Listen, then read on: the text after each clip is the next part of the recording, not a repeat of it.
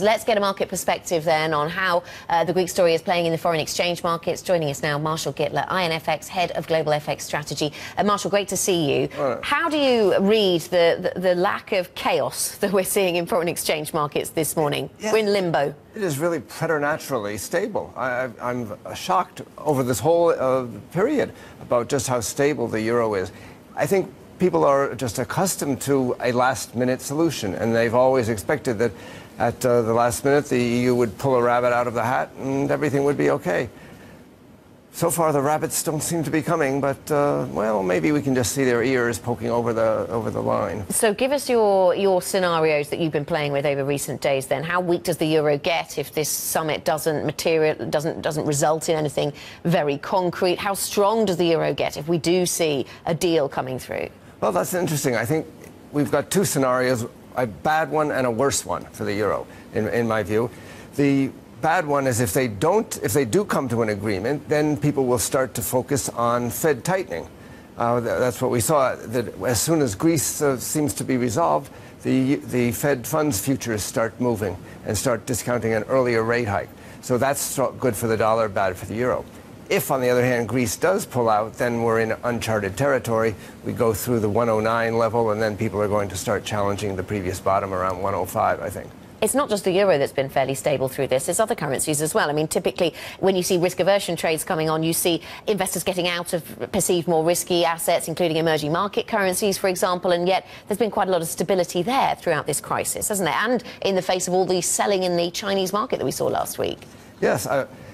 I mean, some people are talking about perhaps there's intervention in the euro. Certainly, I think the Swiss have been intervening. Or all the FX traders just on holiday, Marshall? I'm struggling to work out where everybody is. It really is a mystery. I think what it is the balance that the Greek issue is offset by the Fed issue. If Greece goes out, then the Fed doesn't tighten. Yes. And these two offset each other to some degree, and that means there isn't such a big change in the regime, except I think if Greece did go out, I think people would be surprised at the size of the change that would have on people's mentality. Marshall, you are based in Cyprus, a country that has had its own experience of capital controls. Yes. What is the learning from the Cypriot example, other than capital controls are easy to implement and harder to remove?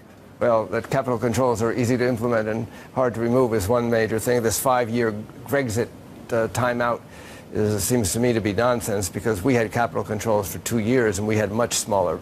Our problem was nothing like what Greece's problem is. I think the lesson I would take from it is that if you bite the bullet, you do the reforms, you recapitalize the banks, it is possible to get back on a growth path. We had a hard time, but I think the Cypriot economy is starting to turn up, and things are looking a lot better now.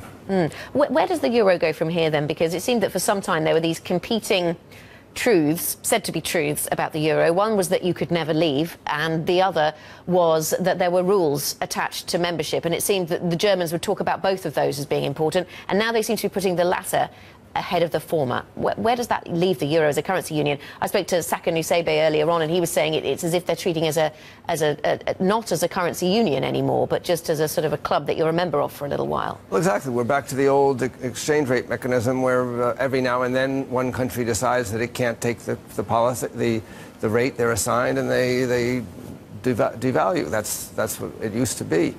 I think people would start to think that that's the situation again, and people who don't right now see any currency risk would start to have to hedge their currency risk. German investors in Spanish bonds, for example, there's no currency risk now, but they might think, gee, I should hedge 10% of this. So they start selling the euro to hedge it. And that's why I think you would get a much bigger response from the euro than people are discounting. Yeah, some breakup risk perhaps in there then. Marshall, thank you very much for joining us. Great to get your thoughts this morning. Marshall Gittler, Head of Global FX Strategy at IronFX.